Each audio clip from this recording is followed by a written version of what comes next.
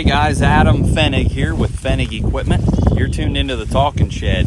Hey, today it's Tuesday, the day after Memorial Day. Had a long weekend there, and we had a lot of sun. Things were starting to dry out. Some guys in southern Ohio are now starting to get back in the fields. You can see behind me, we got some water laying right here around our shop. We had anywhere from 1 to 3 inches. It was a very small localized cell, but we had a ton of rain yesterday evening.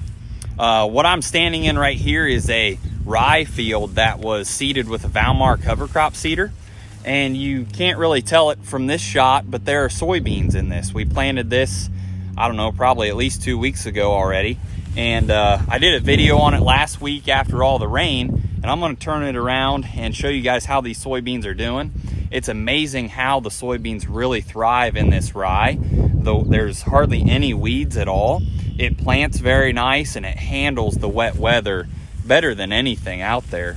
I'm walking through this field after 1.5 inches of rain last night, and there's no mud on my boots whatsoever. So if your planter's set up properly, planting green and into this stuff actually works extremely well. But again, you've got to your planter has to be set up for it. But I'm going to turn this around, and we're going to talk a little bit more about these soybeans and how they're doing today. I found a thinner stand of rye here.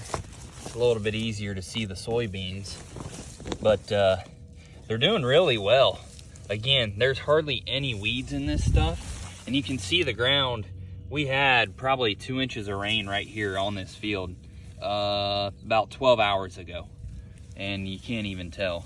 So as far as fighting all the water, this planting green works extremely well. There's one that's coming through a little later than some of the others, but of course, some keys to planting into this stuff is proper closing wheels, definitely row cleaners.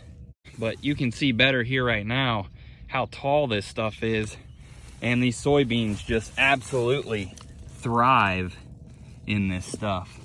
So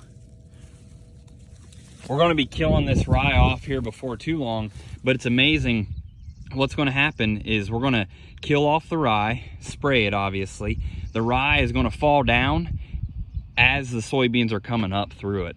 We did this last year as well. It took probably 3 to 4 weeks to even visually see from the road that there was soybeans in this field. But you walk out here in it, and the soybeans are doing phenomenal. And yeah, it's a great way to plant green. And sometimes you can get out there a little bit sooner in these rye fields than what you could any other field. So we planted this last fall. This is actually the field where we had our field day last August. So yeah, a lot of stuff going on here, but that's what we're doing today. Thanks for tuning in.